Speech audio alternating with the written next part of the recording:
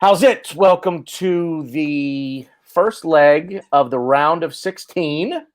Europa League. Raiders going to rate, flying the W because somehow, some way, we found a way to get a 3-1 win tonight. I can take that off the screen now and show you that, hey, we're matching. All matchy today. But yeah, so obviously alongside me is Jessinho, as always. How are you? Oh. That's how I feel. That's pretty good. That's pretty good. I got to tell you, who needs the champions when you got the Europa League? Which one do you like better? Which song do you like better? Obviously, I like that Champions League. That thing sounds so nice. Champions. I mean, the Europa League thing sounds bargain bin as hell. But today, I don't think so. We owned that anthem today. We owned it. Wow, bargain bin anthem. Like, it was made in a synthesizer instead of like Andrea Bocelli, like actually like. I don't know, man. It's like that Europa League one kind of fires me up more than the Champions League one does. It does. Like I don't know. Look, music's a big thing for me. I hear music, it gets me fired up. Every time we win it now, every time we win a game in the Europa League, I want you to go. I want you to do it. I want you. First of all, if I do it, I'm gonna sound like Tarzan. Number one. Number two, it's not going to be anywhere near in tune. All right. You'll be surprised to know this, but I'm actually relatively somewhat musically inclined. I was a band geek in high school as well as playing hockey. I was also in the marching band. But I do have a fair amount of musical talent in my body, but singing is not part of that musical talent. So I'm not singing shit, period, end of, for anyone ever. So I'll just do it. You can do I'll do it. You can do it because you sound great doing it. It's fantastic. You're in tune. You project well. I sound literally like it. Literally. Not literally. Not literally. Okay, well maybe not literally. Not literally. Like, listen, I'm going to pump your tires a little bit, but let's not go off the deep end here. All right, okay. I'm going to reel you back in a little bit. Okay. Anyway, so this is one of those, as I said in the post-game show. It's not the win that we deserved, but it's the win that we needed. And we'll kind of talk about why and rate the players in about 10 seconds.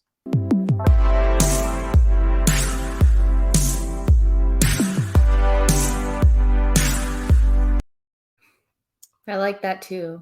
I do like that. Yeah. Sounds good. Yeah, I don't think we were. All right, how do I say this? We play well in the middle of the pitch. We're suspect in the back in our own third. And we're devoid of movement in the final third. So everything in between is like, yeah, it's great. You guys look like gangbusters. Then you get to the final third and it's like there's a force field up. Like this is something out of Star Wars. If there's going to be a force field up, can somebody find a tractor beam to reel us in closer to goal so that we can have better scoring opportunities?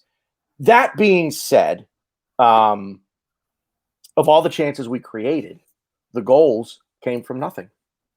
Goals came from nothing. I don't know how you feel about it. I just quickly give me your synopsis of what you watched today, and then we'll get into numbers.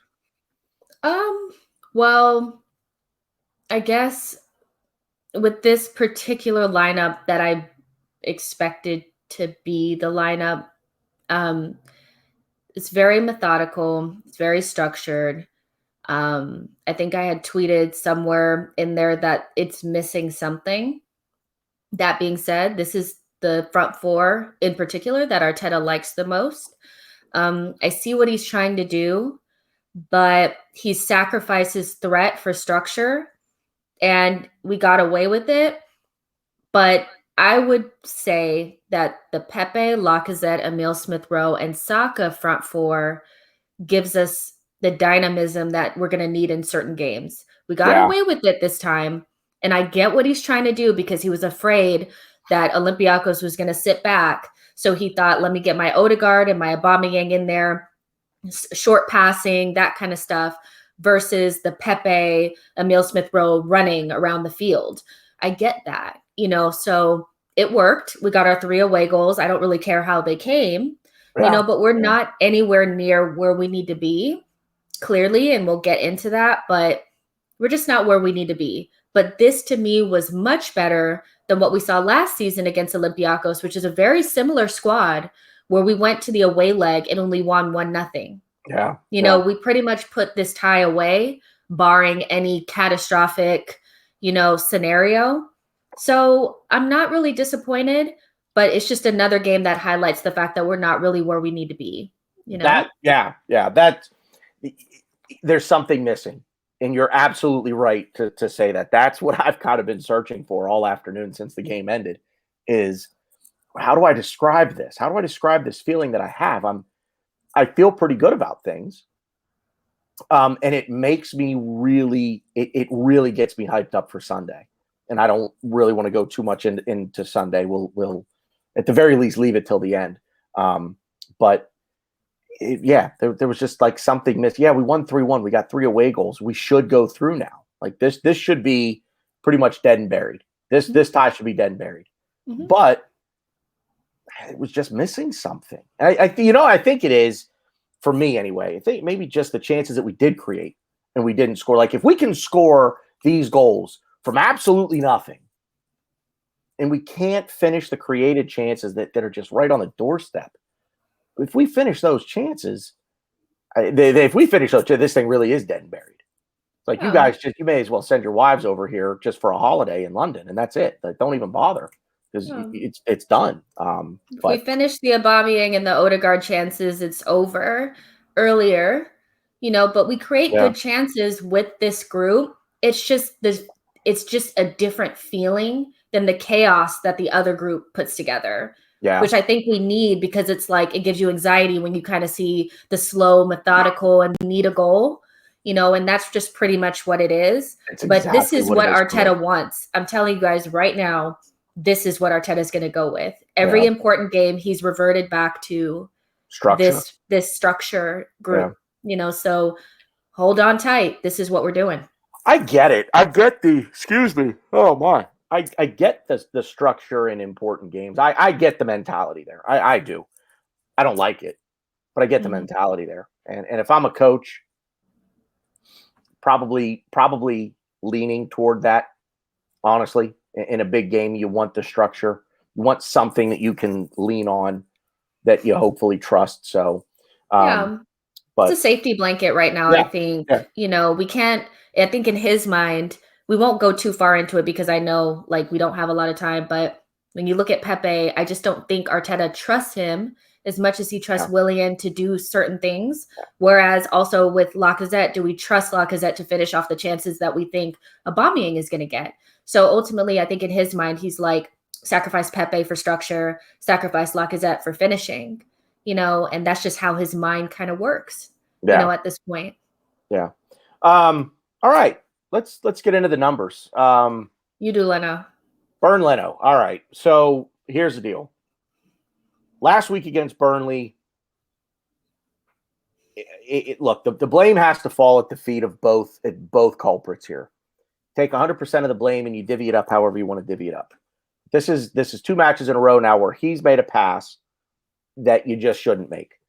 I know your coach wants you to do something specific in this situation, and it's very clear that Mikel Arteta wants Bernd Leno to play the ball that he's playing.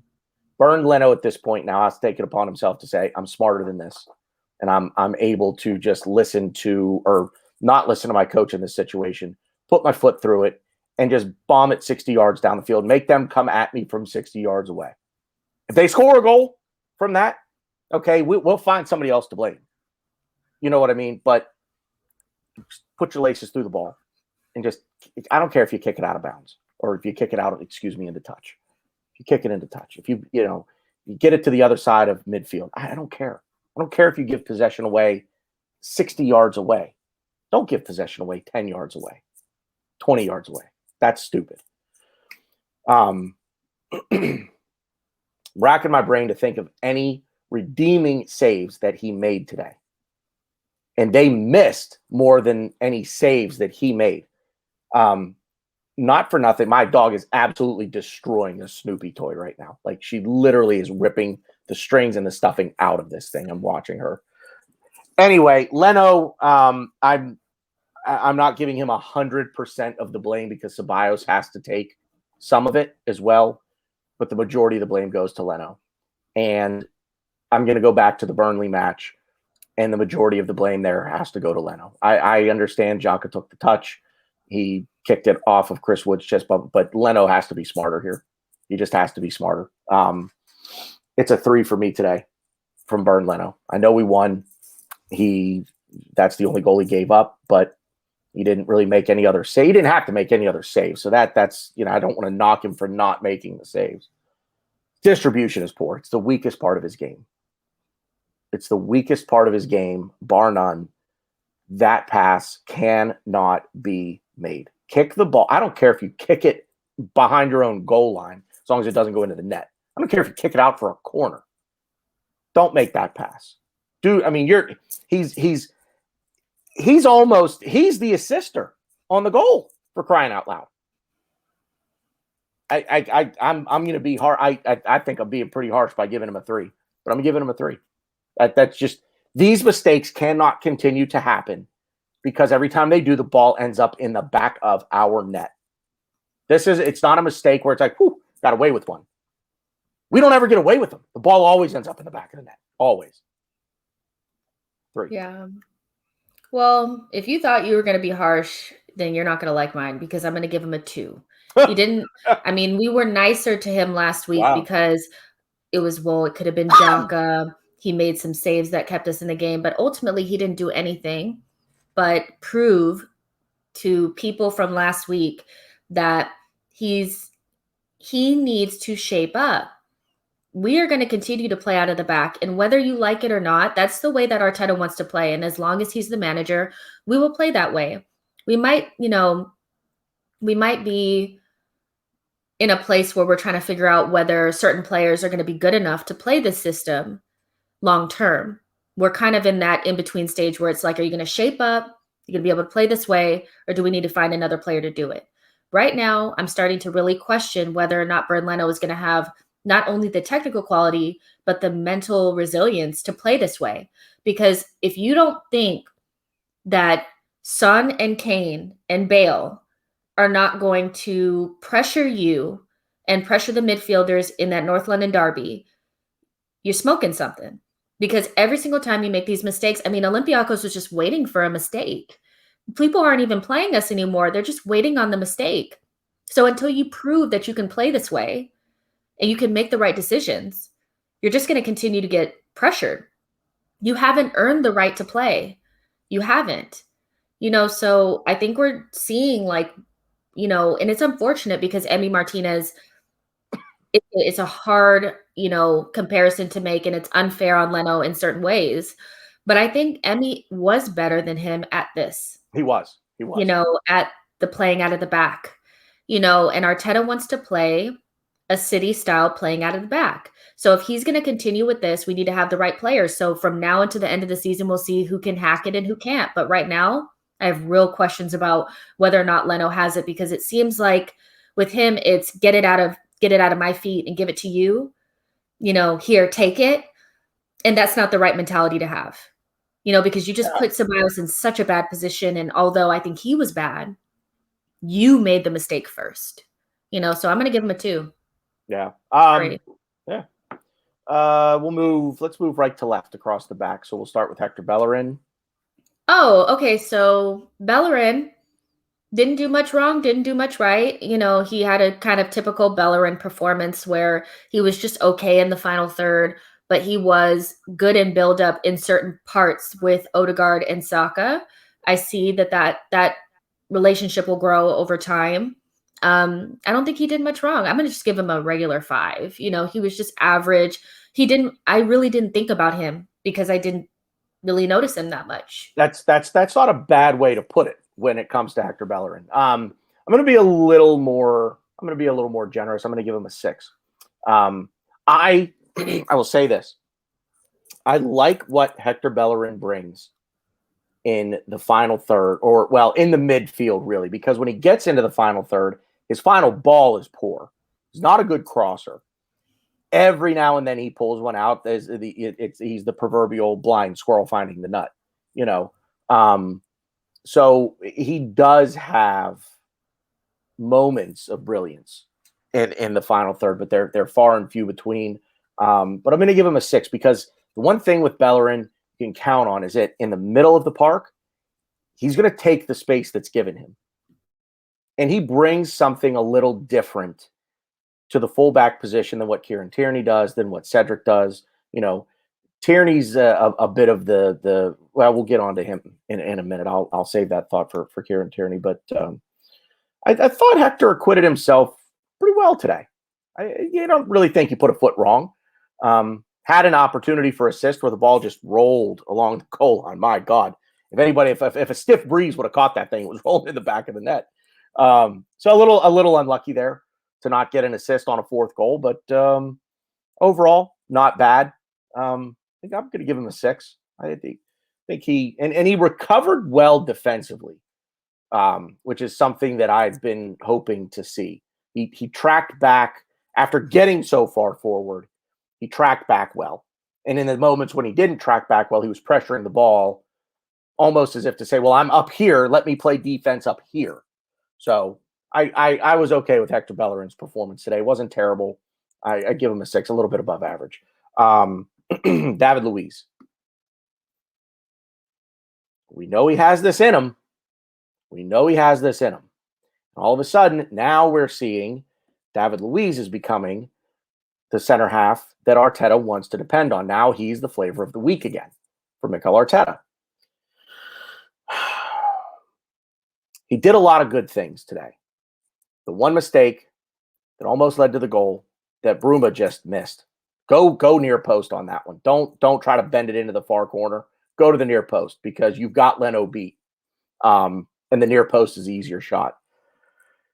Egregious. And if that goes in, this is a completely different. We have a completely different attitude. So for me, David Luiz is going to get a 5 because again, it's these. David Luiz is actually a player that is hours of brilliance. Brilliance is a strong word, but you'll get the idea. But it's hours of brilliance followed by moments of unbelievable disappointment. He plays well for 80 minutes, 85 minutes. But then he just always has that one thing bubbling right below the surface. He's Mount Etna. And he's going to be dormant and just kind of do his job. But then all of a sudden, out of nowhere, it erupts and the ball ends up in the back of the net. And we avoided it today. Thank God. But he gets a 5 from me. I like everything else I liked. That's that one mental error. And you just can't switch off. You just can't switch off. Just can't happen. So. Yeah. I think that, David Luiz is just one of those, we know what comes with having him out there on the pitch. But I think he's really important for Gabriel.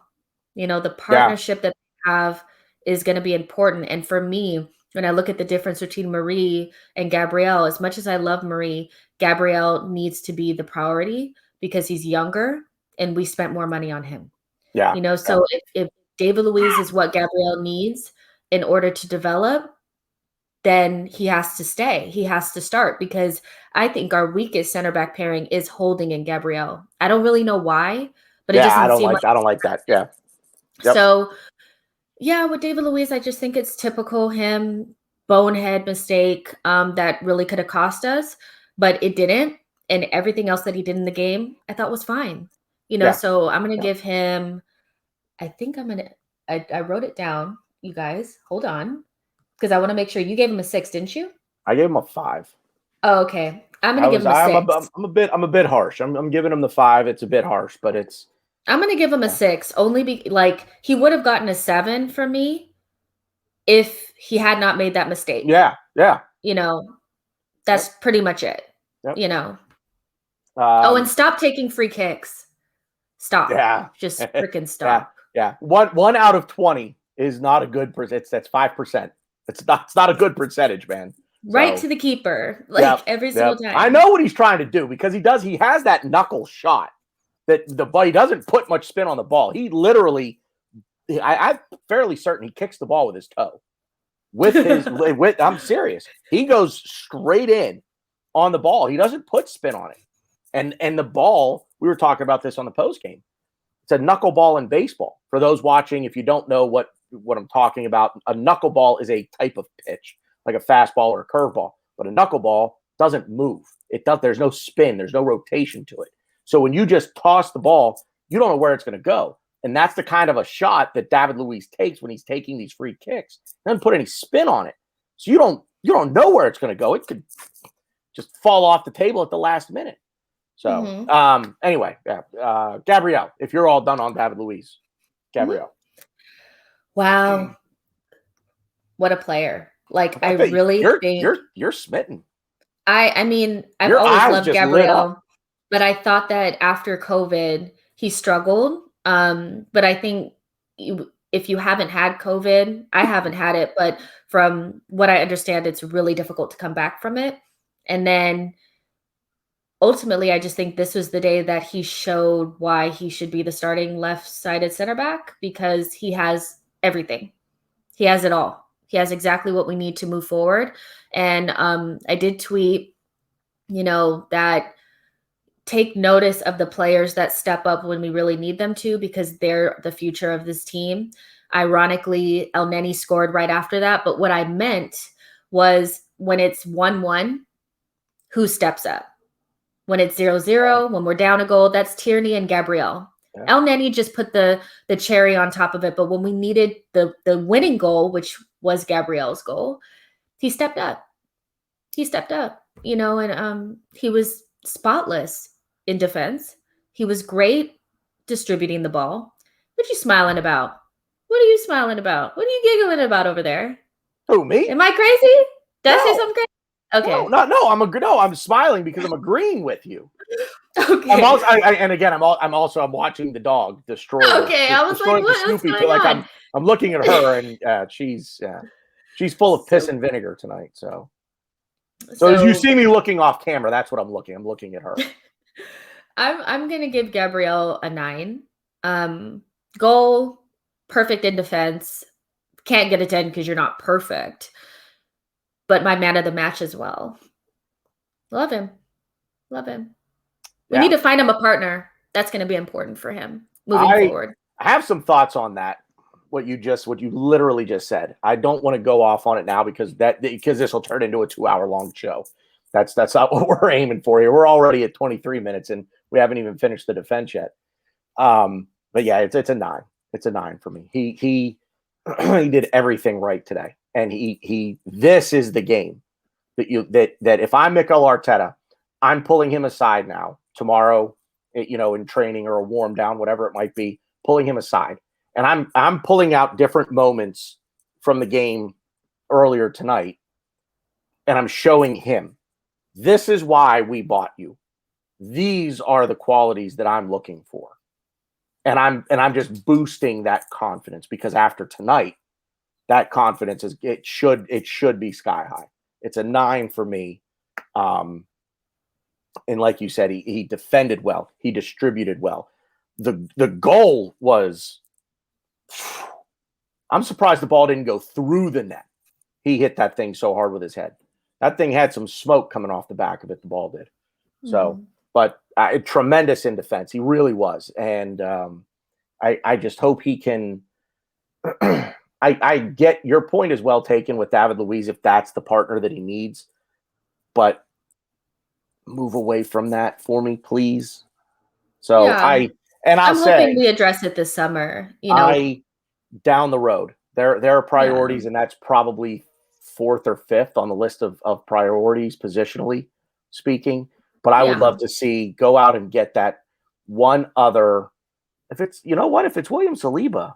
Let's go. That's who I honestly think the club believes it is, but they need the transition to work. I keep seeing one name. I saw him, and I swear I'm going to drop it because I feel I could talk about this player for an hour.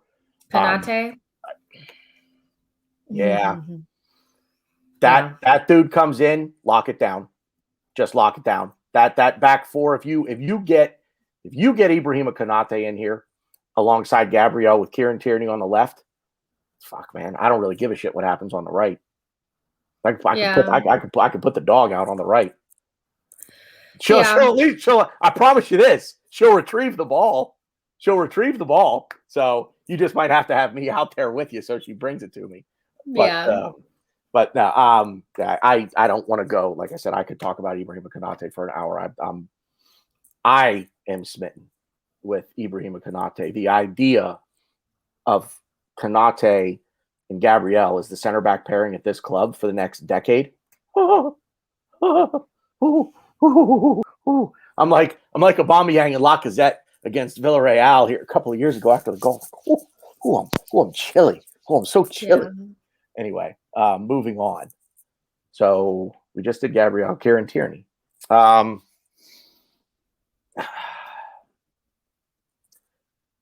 very impactful tonight, I didn't think. Not terrible. I'm going to give him a 7. Mm-hmm. He's first of all, he's Kieran Tierney, so he rarely puts a foot wrong. I mean, bad for him is like a 7, isn't That's it? what I mean. Like, if I'm struggling to think of something he did wrong and I'm giving him a 7, that's good. You know, this is I said this before. You want a team that gives you that consistently gives you individually 7s, 8s, and 9s.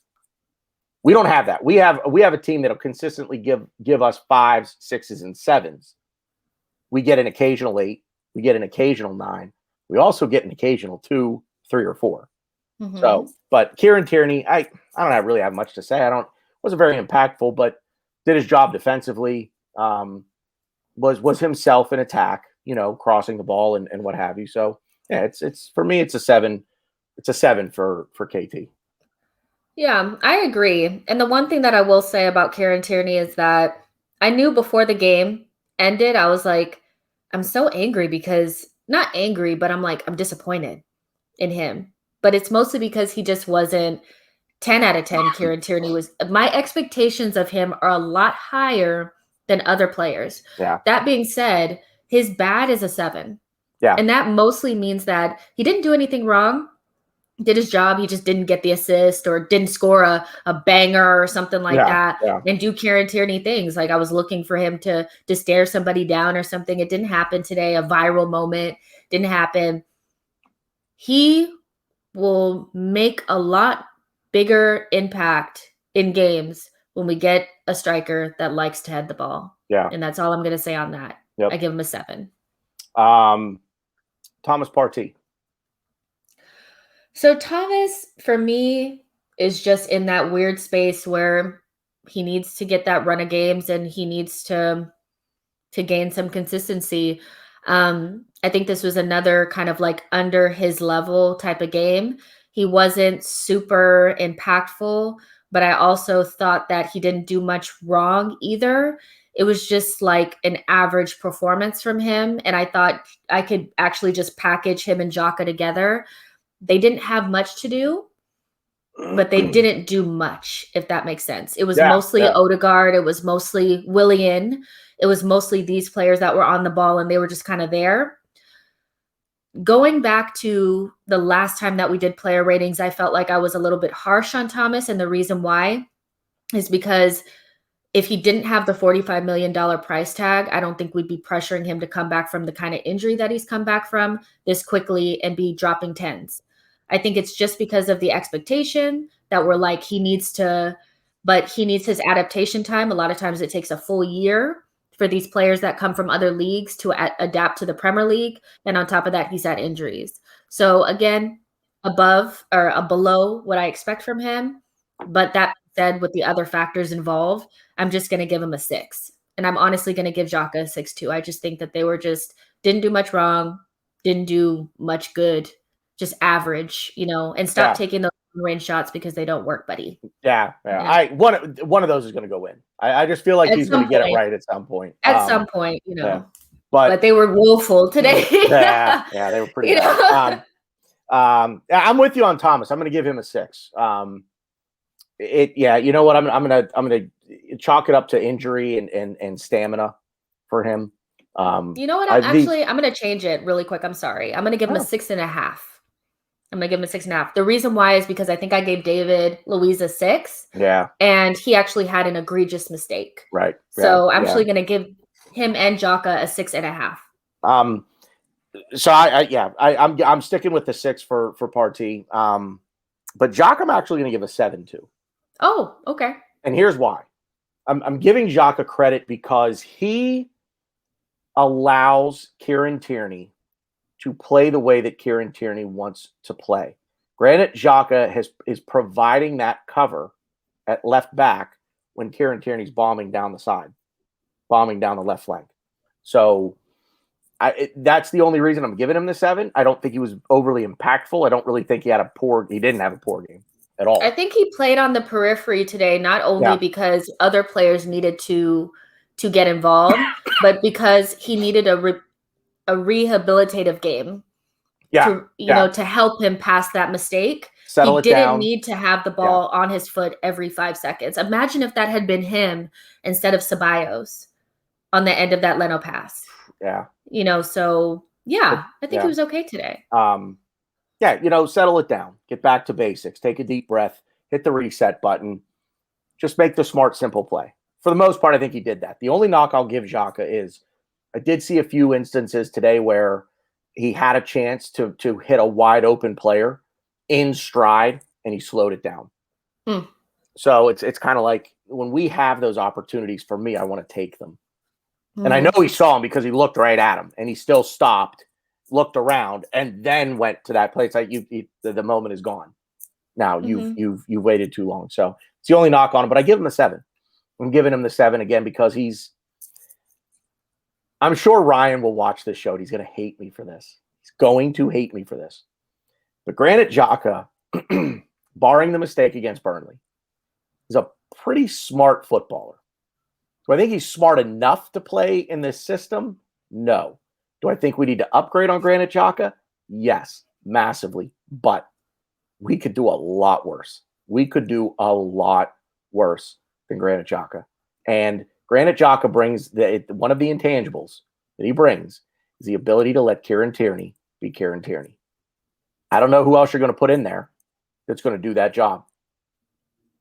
Because I don't want Thomas Partey to do that job. I don't want Partey to drift back to left back to cover for Tierney. El Neni, I've seen him do it. He's serviceable at it. But is he really the guy you want doing that? I'd probably trust Granit Xhaka back there more than I'll trust El Neni right now. So Granit Xhaka's, there's a reason why 4, if you include Freddie Ljungberg's short little stint as caretaker manager, 4 managers have pretty much run Xhaka into the ground despite everything. There's a reason for it. And whether you like him or not, accept the fact that you're not on the training pitch, you're not in the team meetings. And this guy just has something that 4 now managers have seen to say you warrant a spot in the majority of the starting 11. So yeah, I just think he's one of those that gets beat over the head a little bit too much, and doesn't get the claps and the flowers that he deserves. He made a mistake. Yeah. He makes them enough times where we remember them, but ultimately he's been pretty good for the last pretty 2 much months. Since Christmas. Yeah. Yep. So 7 for me. Martin Odegaard. I'll throw it back to you. Oh, okay. I know you had a lot to say on this one, so I'll unless you want. Do you want me to go first? Thing. No, I'll just get it out because I want to preface this by saying that I love the kid. When we were linked with him, I almost peed my pants because I was like, wow, we're finally going to get this player that I love so much. I believe in his talent. I believe in his quality. And I believe that at the end of the season, we will be dying to get him at the Emirates full time. That being said, I don't think he had a great first 30 to 40 minutes. I think that he was sloppy on the ball. There were nice combination plays between him and Bellerin and Saka and Thomas Partey that opened up spaces for us to create chances. But on the other end of that, he was sloppy for me, and again, things for me go back to expectation. He is a technically brilliant player. Keep the ball. I mean, one of the times where he lost the ball, that could have been a game-changing mistake, so it can be true that he was sloppy, but it also can be true that he scored a banger. I'm not taking that away from him, and I'm just saying that I thought if he had not scored that goal, I probably would have given him a 5 and probably would have chalked it up to a 6 because I love him. And I'm still going to give him adaptation, excuses and all that kind of stuff. But I'm going to give him a 7 because of the banger. But he would have gotten a 6, and that's just it. For his level of quality, he gave the ball away too many times for me in that first half. He wasn't amazing for me. That's just what the number is actually, I think Evie's sick. I think Evie's throwing up. No. I think the dog is throwing up right now. Yeah. Anyway, that's the worst. Yeah. I had to wash my sheets at like 2 a.m. last night because you got sick in bed. Oh. Yeah. Anyway. I'm giving him a 7. Martin Odegaard, that is. I actually thought that I thought he was playing well until the giveaway early on. And for about 5 minutes there, he was pretty shit. He was pretty bad. But I think he turned it around. The goal, and then, yeah, I think he really came on after that. He gave away the ball a few times here and there, but it was nothing egregious. I think he's giving the ball away trying to make a play, so I don't want to fault him for that. I don't want to take that away from his game. You know what I mean? I don't want to reel him in because I'm afraid of him making a mistake. So I'm okay with it. The goal, screamer, absolute. I'm actually giving him an 8.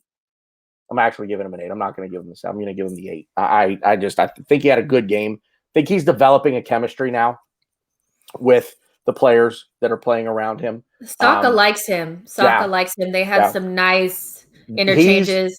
There were things happening with Odegaard today where because I really started to pay attention because I'm like, he's not linking up with Saka the way that ESR did, the way that Smith Rowe did. But he was trying to do some of those things today that I saw. So I thought Odegaard had a couple of giveaways, obviously one very blatant giveaway, but overall, I give him an 8. The goal was an absolute, like you said, screamer. And boy, if you go back and you watch that ball in slow motion, speaking of the knuckleball, that thing just goalkeeper's hand is up in the air. Mm-hmm. And if the ball keeps going at the trajectory that it was going, he's going to get the hand on the ball. The very last minute, that ball dipped and hit him about right there. And that's why the ball went in. And after that, what you started to see from him is he started to shoot more. Keep going because, she's getting – I need to check on her. This is awful, okay. It's fine. Take care. Vamp. Girl, I'm sorry, girl. Okay, so, basically, also with Odegaard, I just kind of feel like he started to shoot more after that. So if he can add more goals to his game, I think he'll be so good for us, So again, I think Tanner gave him an 8. I'm going to give him a 7. I was a little harsh on him, but I think 2 things could be true. He wasn't great, but he scored a screamer. So let's move on to Starboy.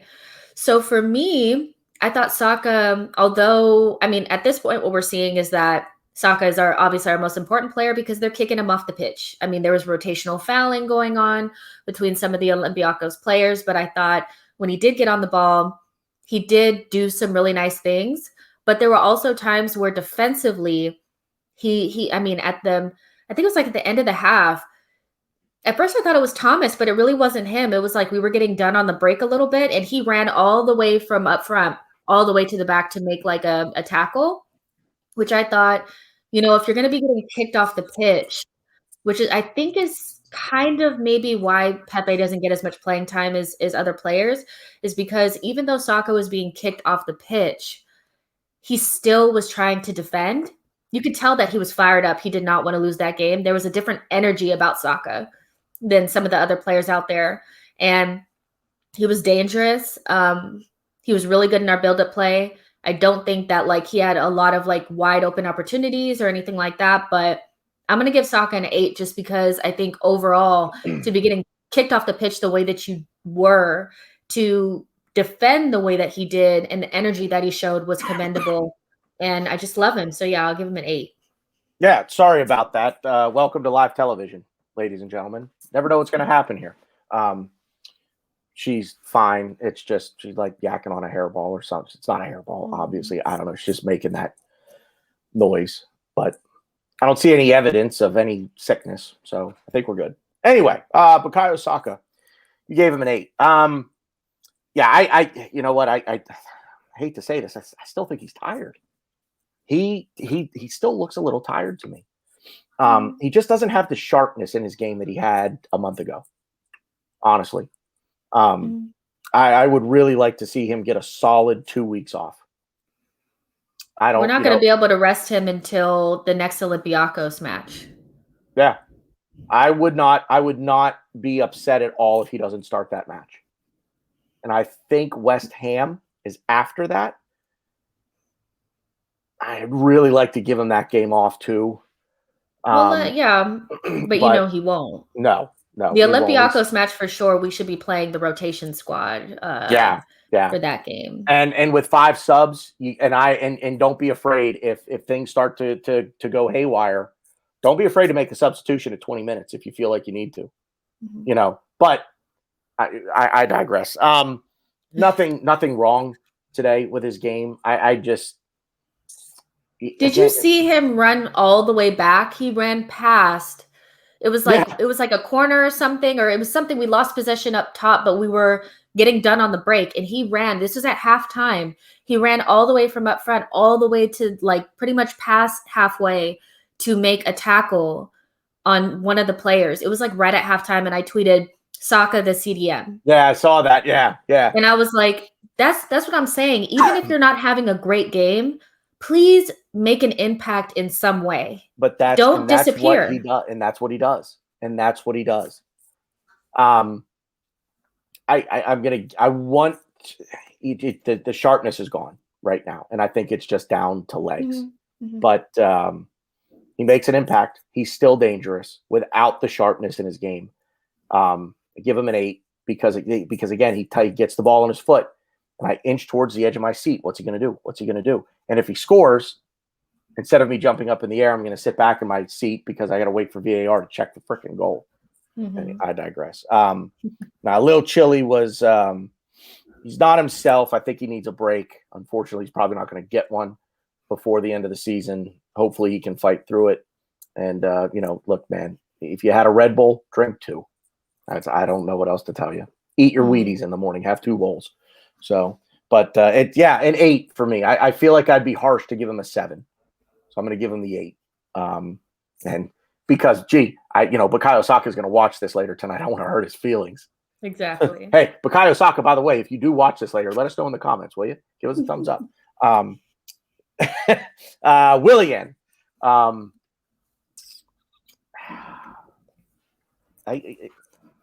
7. I'm giving Willian a 7. He's starting to come back to him now. All of a sudden, he's remember. Oh wait, I was a footballer. He's alive. Yeah. It's a 7 for me. Whose goal did he assist on? Did he have the assist on Gabriel's goal? Because he had an assist. He's actually assisted all of Gabriel's goals this season. There you go. From one Brazilian to another. 7 for me. Not putting a foot wrong. And you know what it is for me more than anything? You can put a foot wrong in a game, and I'll still give you a good number if you work hard. Work hard. If you put a foot wrong, I don't expect you to be perfect. Nobody's ever going to get a 10 for me. I just say that. If anybody ever gets a 10 for me, I'll be shocked. But he is putting together a string of performances now now I need to start seeing results though. Now I need to start seeing the contributions, the assist. I need to see the ball go in the net off his foot at some point. Because it can't just be the okay, you're not doing anything wrong approach anymore with Willian. So I've said before, I'll say it again. The reason that he was brought in to this club this summer was because he fits the profile of the player that Mikel Arteta wants. He did fit the profile. Last year at Chelsea, he was intelligent and he was technical on the ball. He was technical with the ball, or intelligent with the ball at his foot. He was technical with the ball at his foot. He possessed both of those traits. That's what Mikel Arteta wants. That's why he's here. If he rediscovers that ability, we're in good shape because he will do what he needs to do. So for me, Willian, it's a 7, and I'm very happy to say that hopefully this is a turning of the corner for him.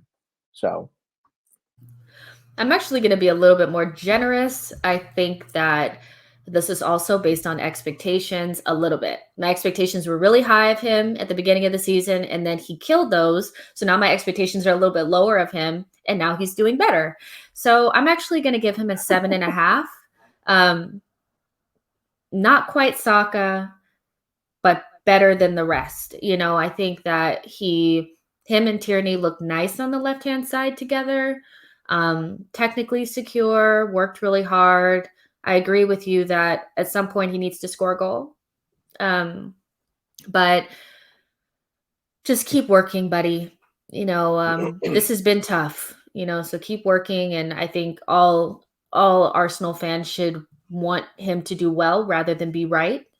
So at this point, let's start to give him the credit that he deserves.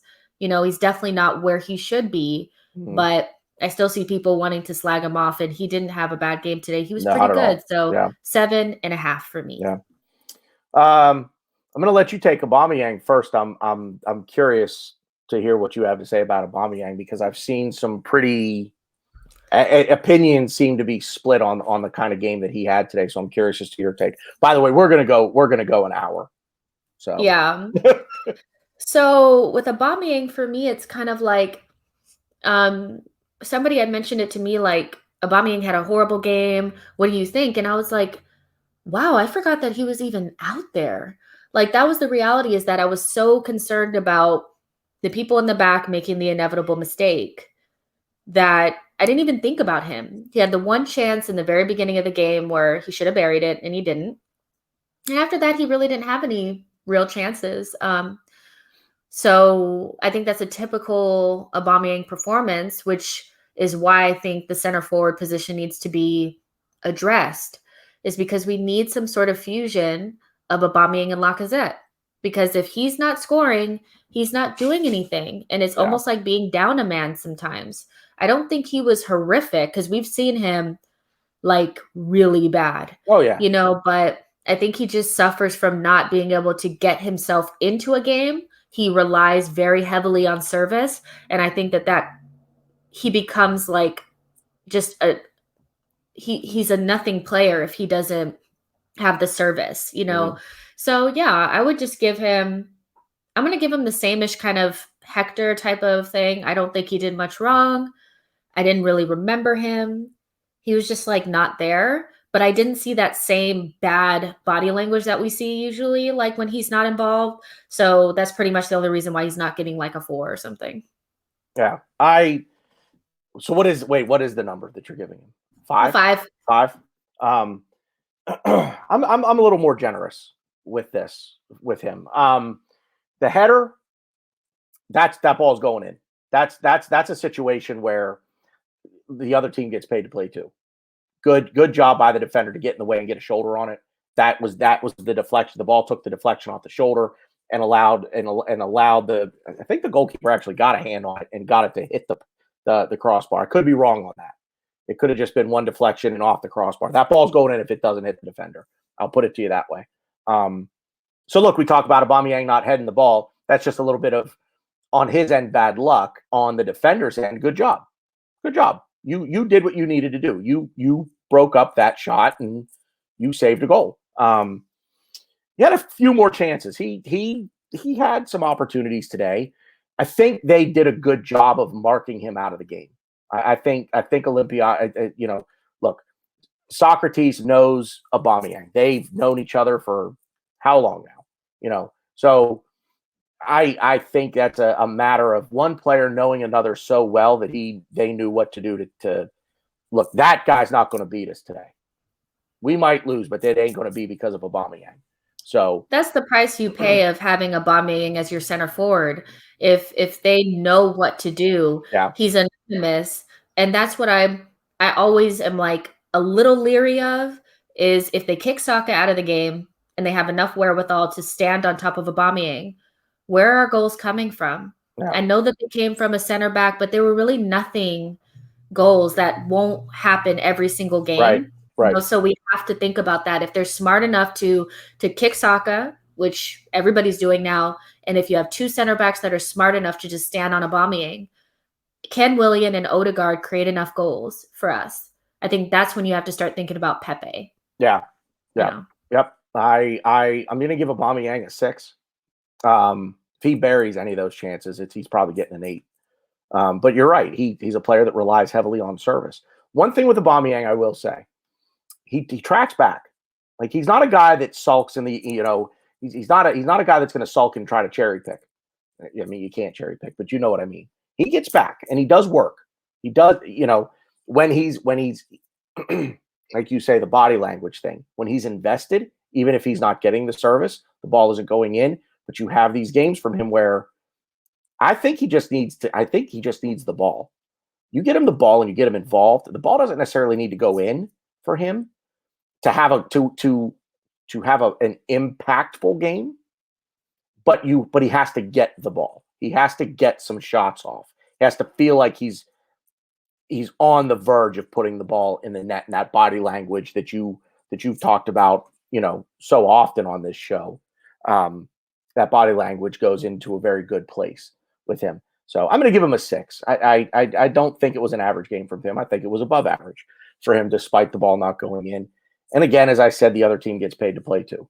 That's a good defensive play on there, and I can't remember who it was that made the deflection with the shoulder. But yeah, let's get into the subs, and we'll start with Danny Ceballos. He was the first one to come on. So here's the deal. Leno never should have made the pass. It's a bad pass to make. He's got to be smarter than that. Ryan on the post-game show said he thought that Ceballos was trying to basically chip the ball over El Arabi's trailing leg. That's, to me, I'm not going to get into what I think he was trying to do, because to me it's not obvious. It's not obvious to me what Danny Ceballos was trying to do. I'm going to chalk it up to Danny Ceballos getting the ball tangled up in his own feet and El Arabi doing a good job to take the ball off of him. I'm placing the majority of the blame at Leno's feet for this. So overall, I'm giving Ceballos a 5. I actually, after that, I thought he played pretty well, to be honest with you. It's just that because the ball comes off his feet, he is involved in us giving away an El Cheapo, in the goal department. I give him a 5. If that ball doesn't go in the back of the net, Ceballos probably getting a 7 from me. But because he's involved in that, even if the 5's hard, so I'm gonna give him a 6, because I actually thought he played well after that. I do. I thought he played well, and I don't really blame him a whole lot for it. So. yeah, unlike the 2 mistakes against Benfica that were squarely on his shoulders, this definitely has to be laid, I would say 80% Leno. Now that I've watched it again, 80% Leno, 20% Ceballos. And the only reason why I say 20% is that he's so technically gifted. I expect him to be able to get out of that, Yeah. But that's just because I can't release all of the blame, But that being said, Ceballos looked good both times that he came on, once against Burnley and again today, which I think is good. You want your squad players to come off the bench and play well. I I like some of the things that he's able to do when teams go into the lower blocks. He's really valuable to us. He's not valuable to us when we're trying to play, counterattacking because he's too slow.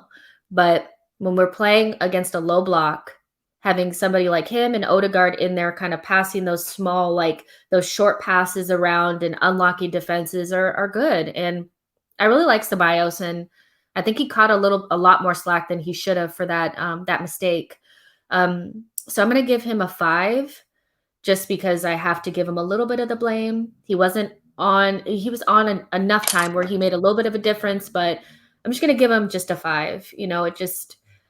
He's definitely better than that too. Like, Yeah. I don't know. I just can't give him more than that, because of the mistake. But yeah. Yeah. I'm going to give you your choice because the next 3 that came on all came on at the same time. I'll give you your choice of Smith Rowe, Smith Rowe, El Neni, and Pepe. I'll give you your choice. Who do you want to take first? I'll take Pyramid Pirlo because I don't have much to say about the other 2. El Neni scores screamers in the Europa League. Like, what is tremendous. This? El Neni, I mean, not the future. Don't want him here next season. That being said, he always gives 110%. Can't take that away from him. That was a great goal. Thomas was probably sitting there like, yeah. Why can't I do that? Trying to do, But ultimately, I love El Neni for his spirit, so I'm going to give him an 8. Yeah, El Neni for me gets an 8 because of the goal. But if you watch this show, when I talk about El Neni, what do I always say? He might be 60 or 70% of the best player on the team, but he's going to give you every last drop of that 70% talent, relatively speaking, that he has. I'm actually going to disagree with you, and I'm going to go on record, as we said before we started the show. We say it, and it's out there in the ether. And if anybody says anything, I'll own this. But I'm going to disagree with you. I actually want El Neni on this team next year. I don't want to sell him. I don't want to sell him. I'll tell you why. You're not going to have a team full of squad players that cost you 20 million pounds. You're not going to have a squad. You're not going to have a team full of squad players that are the best player at somebody else's team. You need a guy like a Mohamed El Neni on your team because, again, he knows he's not the best player. He knows he's not the most talented player. But he's going to go out. He's going to drag you, the best player, who's sulking in the corner, kicking and screaming, to make a play. Look, go, try to make a play. I'm going to come out here and I'm going to run around, and I'm going to do something. And God bless him, that's what he does. And I want a player like that in this side. I want a player that just goes out there and works his, if you'll excuse my language, nuts off every single time he gets an opportunity. He pulls that shirt on and he gives 110% for that badge. And I want a guy like that. I don't care if he's not the most talented player. Hard work beats talent when talent doesn't work hard. And that dude's going to outwork you. Or he's going to die trying. And I want one guy like that in this team. If we sell him, short of a few clubs that he could go to in England, I will buy the jersey of that club with his name on the back of it if we sell him to someone else this coming summer. But he's a guy that I want on this team.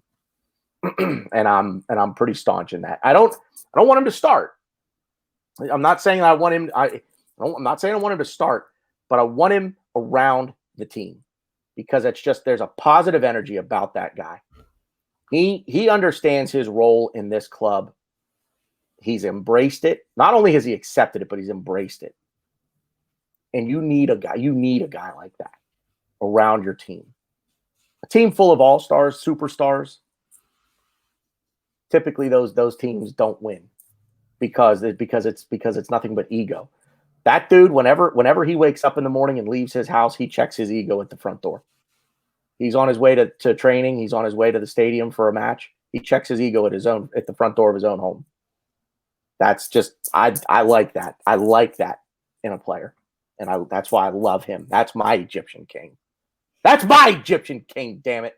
So you took El Neni first. I'll go next. I'll just take Pepe, and I'll be honest with you. Pepe and Emile Smith Rowe for me. I don't really think they did much, to be Well, what honest could they with you. have added at that point? I mean, You they know, came on at what, 75, 76 minutes, yeah. somewhere in there. There's just, but I mean, the levels didn't drop off a lot. It just no, wasn't no. like nothing really needed to be done at that point, you know? I'm going to give, you know what? I'm not going to give them both fives. I'm actually going to I'm going to give Pepe a 6 because he did have a chance. I'm going to give him a 6, and I'm going to give Smith Rowe a 7. More just, this is going to sound dumb, but I'm giving him the 7 because, hey, he played. And he didn't, and he looked all right. He did. In other words, no side effects from the injury, so he looks like he's okay. Looks like he's ready to go. 90 minutes. Not throwing him to the wolves on Sunday for 90 minutes, but he can play. So I'm going to give him a 7. He's back out there. So, and I want that kid. I want that kid in the lineup. So he's going to get that's going to be interesting. I feel like we're going to have more Arsenal meltdowns from now until the end of the season because I'm not sure if he's getting back into the squad, but that's something else we can talk about on another day. Ratings for Pepe and ESR? I mean, I could give probably 6s for both. You were there. Thank you. Thank you for showing up, guys. Lacazette, same thing. I'm not going to spend a lot of time on that either. Lacazette 5. Not enough time to do anything really. So 5 for Lacazette. Okay, Arteta. I'll let you go first. Whew. Well, his head was on a plate there for a second. I saw immediately as soon as the mistake happened. Here we go, Arteta again. I actually saw that people were saying that because he subbed out Thomas Partey, that goal was his fault. No, it wasn't. It was a pre-planned sub because we need to manage this man's minutes. If he had gotten even a little bit of an injury, you guys would be saying, "Oh, Arteta, why didn't you manage his minutes?" Yep. The man can't win. His substitutions worked, so I can't be mad about that. Willian played well, and he justified his inclusion today.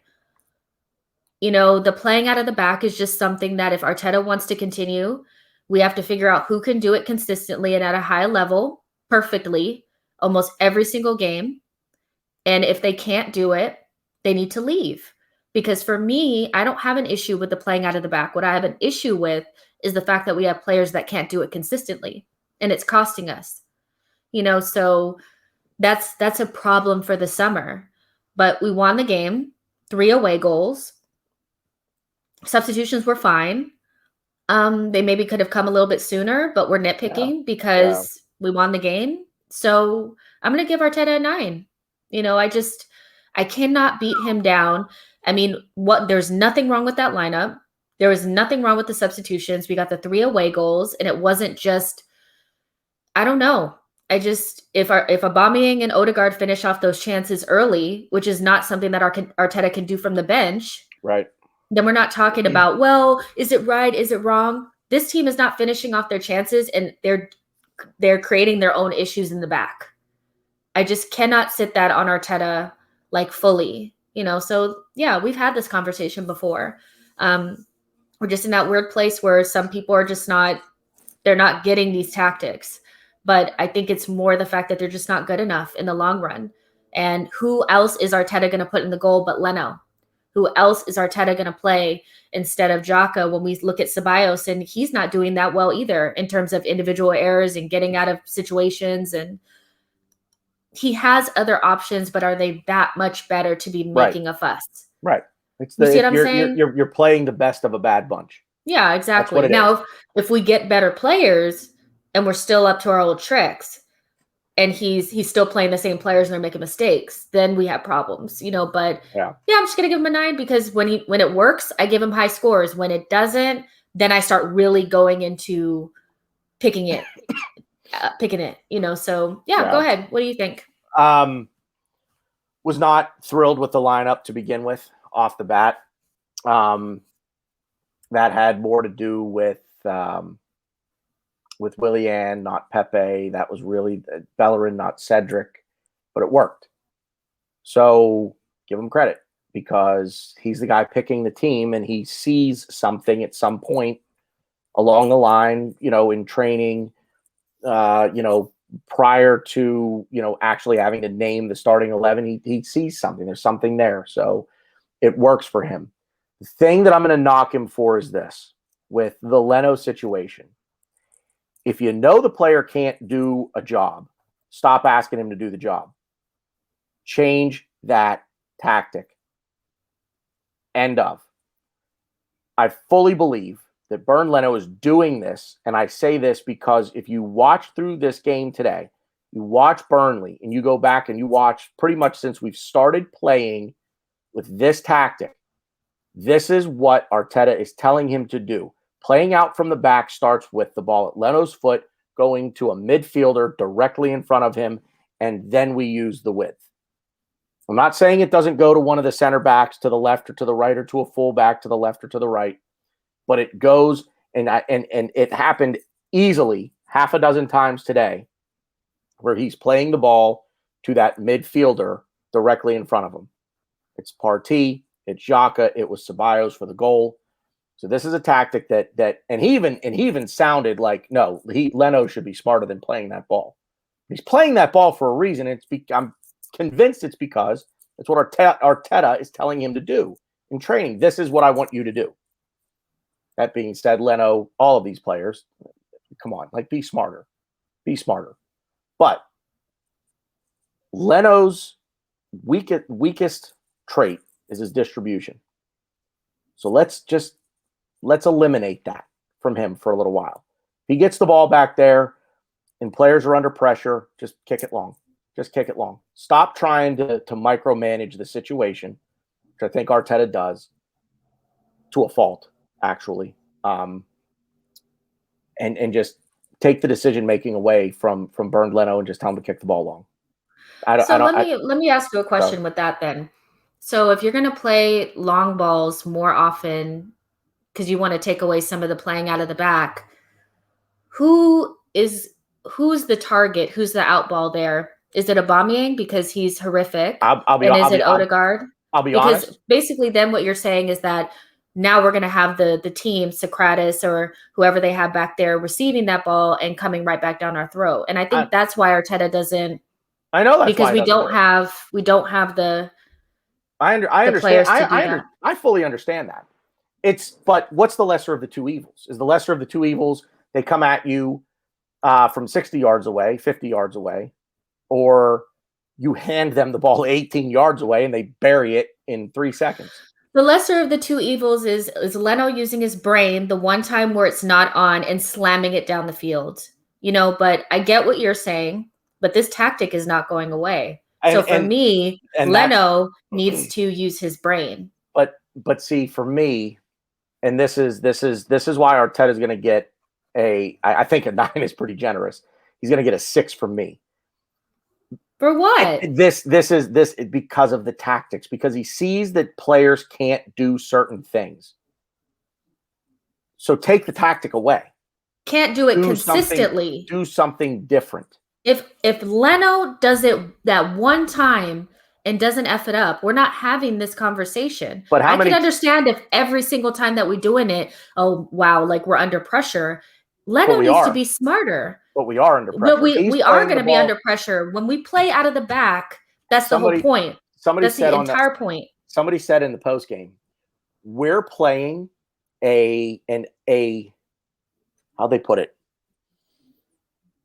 We're playing an anti-press. We're playing a press beating system with players that can't beat the press. We do it all the time. It just happens one time. See, to me, the ball going in the back of the net is one time or 2 times. But there have been instance upon instance upon instance where the ball is played out from the back, and our only option is that. So then we give it to the fullback for the fullback to boot it long. We give it to a center back for him to boot it long. Just boot it long. I don't care who does it. Just do it. I get the point. Your point is well taken, and I won't disagree with because the opposite of your argument to me is, so just give possession away. And I'm saying, if we're going to give possession away 60 yards up there. Don't give it away right here. The one time that you're under immediate pressure and it's not on. I agree with you, but I think it's in the instant where Ceballos is being rode like a freaking horse, and you see that and you panic. That's what I'm saying. If we start doing it every single time, we're finished. It's a bit of a catch-22 because the players need to be smarter. Like the players just need to be smarter, and there has to be trust there. And I'm going to tell you right now, Arteta doesn't trust the players that he has. Well, let me put it this way: we never had this issue when we had Emmy, and we've been playing out of the back this entire time. So the difference is Emmy's distribution is better. It's the goalkeeper. It's the goalkeeper. But I'm not going to go find a goalkeeper whose best trait is distribution. That's not what my goalkeeper's for. My goalkeeper is to keep the ball out of the net. That's what his job is. Not in the modern game. We probably moving forward will need a better goalkeeper than Leno. I've been saying this. Then in that point, move up. Then in that point, bury them with possession. Don't give possession away. Because at this point, we give possession away, the ball's going to the back of the net anyway, so what difference does it make, right? I mean, if the goalkeeper is going to give possession away to the point where he can't make a save, and I'm paying you to make a save, well, then I'm just not going to go. Then I'm just not going to get a goalkeeper. I'll go find another center back to basically play right in behind the two main center backs. I'll give you a set. I'll give you a pair of gloves. Touch the, make sure. Don't be stupid about it. You can play the ball in there with your hands, but you're more of an outfield player anyway. So do this. If that's the case, just don't have a goalkeeper. And this sounds stupid. I know it sounds stupid, but and I get your point. And again, it's a bad problem to have because you're saying, okay, well, I don't want to sacrifice one for the other. I don't want to sacrifice shot stopping ability for distribution or vice versa. I'll say this: I don't think Bernd Leno's going to be here much longer. I just have a feeling. I think we're basically positioning to get. I think the David Raya thing was the initial step for that, and it didn't go through. But the fact that Leno and Inaki do not get along, and Arteta loves the way that Inaki makes goalkeepers play, and David Raya was the goalkeeper that we were going for. And if you watch him for Brentford, he plays out of the back. Yeah, pretty well. I think we're positioning for that. I think we're going to end up with an Ederson type of goalkeeper, but we're basically saying the same thing, boot it long. I'm just saying stick with the tactic and do that on occasion. And you're saying do it more often so we're not under pressure. But I think we're both pretty much saying the same thing. Be smarter, kick it out. Oh, yeah. It started the players, number one. The first thing on the list, the players have to be smarter. Yeah. But for me, it's a... And this isn't even this game, really. Like, I'm giving him that number, and it's not even really based on the game. Overall, then what's the player ratings then? Then what are we doing here, Tanner? What are we doing here? You're right. You called me out. You're right. But yeah, let's do the goalkeeper and get out of here because I gotta pee. You mean the ref? You mean the ref? Oh yeah, the goalkeeper. Oh no, the ref. See, I'm tired. We don't even have to. You know what? We don't even have to do the ref. I thought he was all right. I are better than the English refs. We know that now. Don't we? I liked him today. Like I like watching him look at players and go like this. Get up. Get up. Yeah. Get up. Yeah. You can lay there all you want like you just got shot. Get up. Yeah, I love that. Even. You know what? I'm giving him a 10.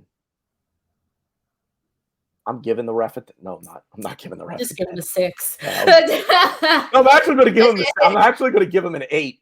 Oh, I'm actually giving him an 8 because he kept doing this and he did it both ways. He's like, get up, stop this, get up, let's go. Yeah, knock it off. He let both teams play. He let both teams play. I like that. He gets an 8. Me too. I like that too. So, yeah. So we went real long. We're at 1 hour and 15. Holy shit. It's okay. People like it because we're talking about a win. We are. Yeah. So that's all we got. Yeah. Thanks for doing it as always. You got to let me do my thing on the way out. Do your thing on the way out. Oh. Well, if you're gonna do it with your chest, cuz. Don't be all quiet about it. I'm gonna do it. But I want you. Okay, you ready? All right, you guys. This has been the player ratings. I'm gonna do the outro. This has been the player ratings. Thank you for watching. Make sure you like the video and subscribe to the channel. Post-match show. I'm actually not gonna do a post-match until after the North London Derby. I'm gonna combine those two. And yeah, Owen Young is gonna be on that show, so look out for that. and all of Tanner's good content on BG Media. I'm Jessica. This is Tanner. Follow us on our social medias, and we'll see you guys on the next one. Oh, whoa.